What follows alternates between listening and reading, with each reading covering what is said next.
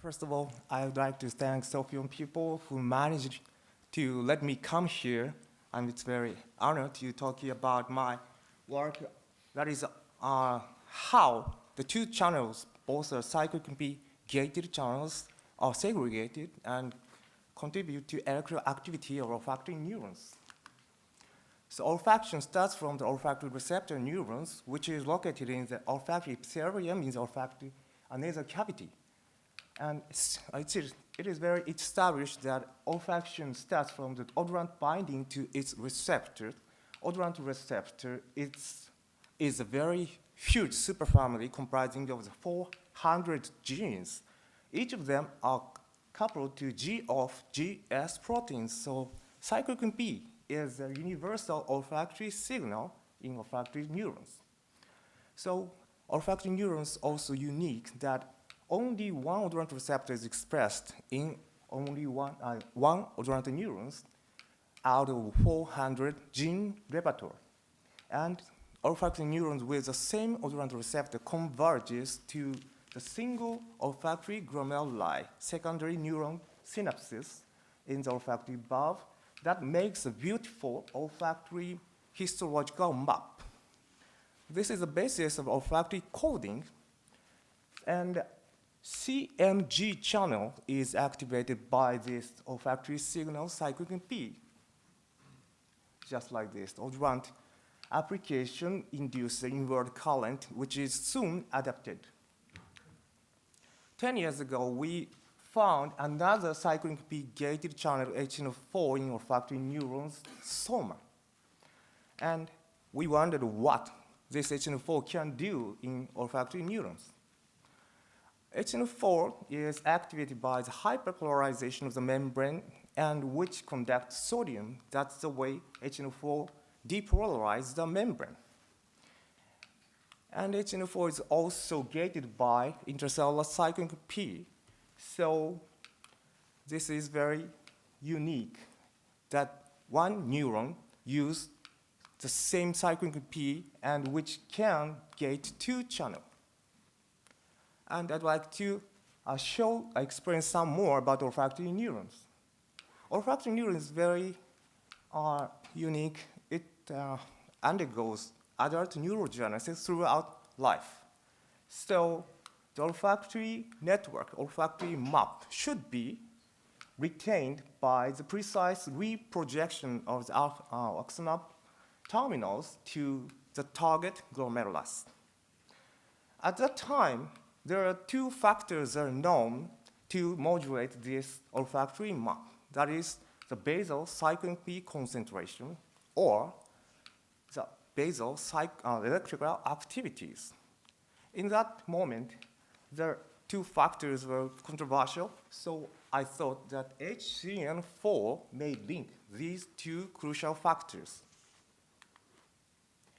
So olfactory neuron shows basal spontaneous firing, and I made a transgenic mouse by introducing a cytomegalovirus promoter just in front of the HN4 gene. So HN4 overexpression mice were built. So these mice shows olfactory neurons from these mice shows higher spontaneous firing rate, and as a result, olfactory bulb were getting smaller, shrunk. And close scrutiny investigation into the olfactory bulb revealed that the target structure, that is olfactory glomeruli, were getting fewer. That's the way olfactory map was shrunk also. So I counted, and actually the dorsal glomeruli were very fewer. But how HN4 are gated at rest? That is the problem. And we found that beta-2 adrenoceptor are expressed in olfactory neuron, which is also labeled by the universal olfactory marker protein, which labels the mature neurons. And we applied beta blocker at rest without any ligands, adrenaline or odorants, and beta blocker reduces reduce the spontaneous firing rate, which is called inverse agonism. And GPCR are known to show some ligand-free activation or constitutive activity, which made a cyclic P basal poor. And we also found that odorant receptor, which is coupled to GS type, shows basal activity at different magnitude. So this combination, beta-2 and odorant receptor, makes a different concentration of cyclic P pool, which then in turn gate HCN4 at rest. So this is the summary one. Beta-2 odorant receptor shows basal activity with odorant receptor, which diversifies the spontaneous firing level at rest, which is the electrical basis of axonal projection R. Okay. However, there are two players now, CNG and HCN4, both are gated by cyclic P.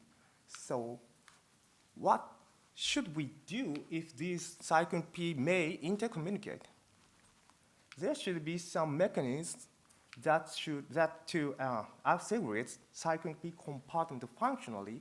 So we look for some universal mechanism that is olfactory marker protein, which has been used to label genetically mature olfactory neurons. There are specific markers. So marker protein is just a human named sign. So we would like to know the function, physiological function itself. And we noticed that OMP also has a classical nucleotide binding motif, FGER. And computer simulation also expected that OMP can bind two cyclic P molecules with very high affinity. OMP is expressed by all vertebrate, and the highly conserved regions makes two pockets. That is called A, B. So we introduced some new technique called BRET to determine the exact interaction between OMP and cyclic P. BRET using the luciferase emitted light, which should be transferred to the very nearest molecule, which has different absorbent fluorescence. So OMP and luciferase were fused, and we added fluorescently labeled cyclic P. Then, as you can see, luciferase emitted light, blue light, is transferred to the fluorescent markers of cyclic P, AMP. And we also confirmed that this activity is dose dependent, and we determined the KD of the cyclic P binding, fluorescent cyclic P binding to OMP. Next. At the situation that OMP and cyclic P with the fluorescence is saturated, we added the native form of cyclic P to compete this cyclic P binding. That's the way the breadth is reversed. So using these parameters, we calculated down that free binding energy of cyclic P to OMP is very high compared to HCN4 or CNG. So if OMP is not present in the olfactory neuron, what happens? We cloned a CNG, olfactory type CNG, and it expressed in the hex cells with or without OMP. And we applied photosensitive caged cyclic P and UV flash and caged the cyclic P, activated the cyclic P. As you see, without our OMP, CNG channels show the prolonged activation, and in the presence of OMP, the activation is swiftly terminated. That's the way CNG channel activity is very shortened. So what is the physiological significance of this termination? We used olfactory marker protein knockout mouse, and we made a slice preparation and applied membrane permeable cyclone Ps. As you can see, wild-type mice, neurons from wild-type mice shows elevated firing, that is evoked firing, that lasted so long. However, in the olfactory marker protein knockout mouse, neurons shows burst firing, which is stopped, silenced in a moment. So these kind of phenomena called strong adaptation should be the avoidable phenomena in the presence of OMP. We are, reproduced more physiological situation by using odorant mixture path to the olfactory neurons. As you can see, olfactory neurons in the wild-type mice shows lasting elevated activity. However, olfactory neurons in the olfactory marker protein knockout mice shows, again, the burst firing and silenced. So repetitive cyclone P load is the key to understand the olfactory marker protein function. So that is sniffing, I guess. That's my voice. So.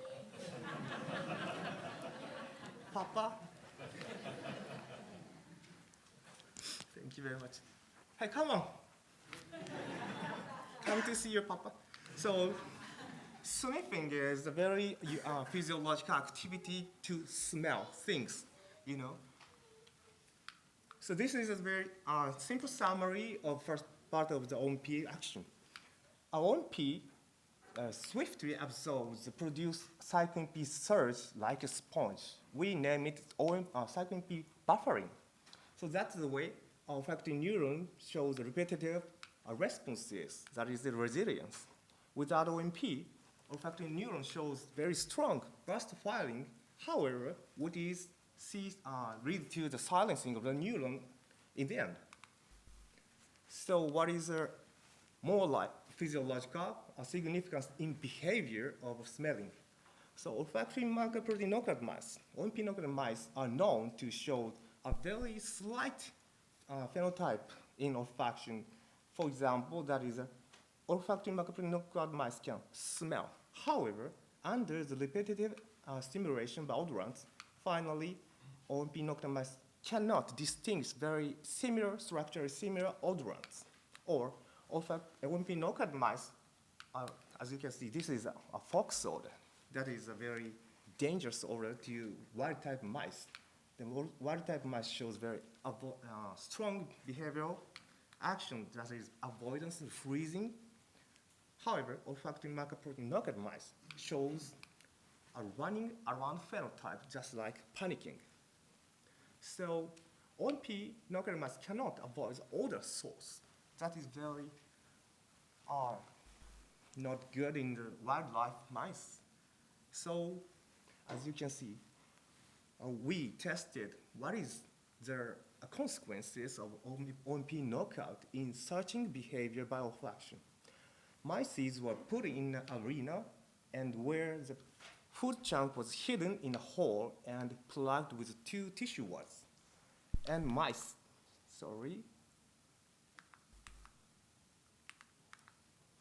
and wild-type mice soon find out where this food is. However, OMP knockout mice is searching around the arena, making errors, and finally it cannot find the food. And these kind of tests were repeatedly repeated, and OMP knockout mice actually try to search food, but makes errors. So what is the phenotype? OMP binds to the cyclone P surge. That's the way which are important to shape the activity to make the reliable responses to the repetitive stimulation. And that's the way mice can smell it and try to find it along with time. And without OMP, smell it. However, which mice cannot reach the final target. That makes the anosmia. Thank you for your attention, my quick talk. This is my new team from April, and my university's hometown, Bridgestone. Come to Kurume someday. Thank you very much.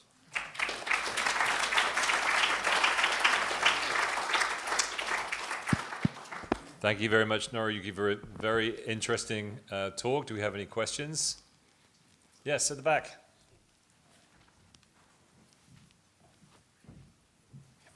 First name's Noriyuki, right? Yes. Okay, good. It's a very nice talk, and I would like to apologize for my silly question because your protein name is olfactory marker protein, but I still kind of resist asking, is there any other place this protein is expressed or any other homologue of this protein elsewhere? Okay, nice two questions. Actually, there are no homologues. That's the way olfactory marker protein function has not been elucidated for 50 years from the discovery. And OMP is also expressed in some part of intestines or eyes, somewhere very close to the G protein coupled receptor, some like signaling system. So maybe OMP can also show the similar activity in such kind of tissues, I guess. Okay, thank you. Any other questions? Yes, here at the front.